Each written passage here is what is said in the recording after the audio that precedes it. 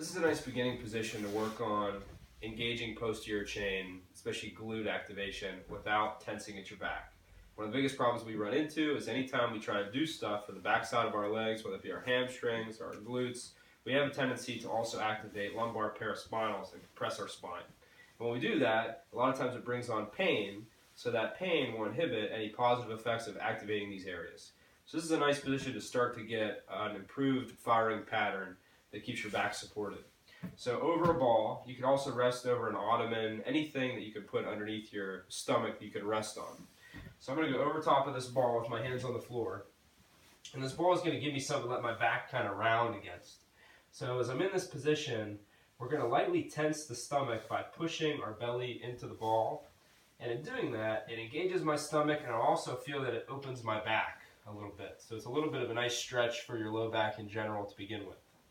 Now you want to maintain a little bit of that pressure. Sometimes I even take people's hands from the floor to just hugging the ball, so they really feel their stomach engage and their back around to stretch or open up their lower back. So that would be the first thing I would have someone do. Now from here, for balance, you probably want to keep your hands on the ground. You're going to create that same pressure into the ball, and with one foot on the ground, you're going to start to just extend that leg back. So I'm really trying to straighten my leg and squeeze my butt, but at the same time, I'm trying to fight the urge of my lower back doing this. So it's almost this battle against the front versus the back side, whereas I straighten my leg, my instinct is typically to let my back arch. And I want to try and really keep that stomach tension to stop that from happening. So stomach tension, and I will straighten the leg, trying to squeeze my butt, feeling tension in my butt without any pain or tension in my lower back. And I would do just 10 to even upwards of 20 of these. And I usually do one leg at a time to really focus on that muscle getting tired and a little bit fatigued. And I would switch to do the same thing on the opposite side. You'll see I slide my toe back just slightly to initiate this. Here, if I keep it close, I don't have enough room to straighten my leg.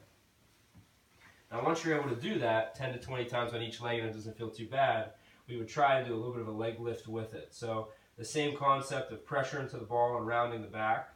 You'll start just like you did, straightening the leg, and you'll see if you can de-weight that leg from the floor a little bit.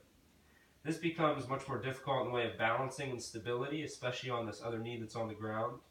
But the key is that I do that without letting my lower back drop down.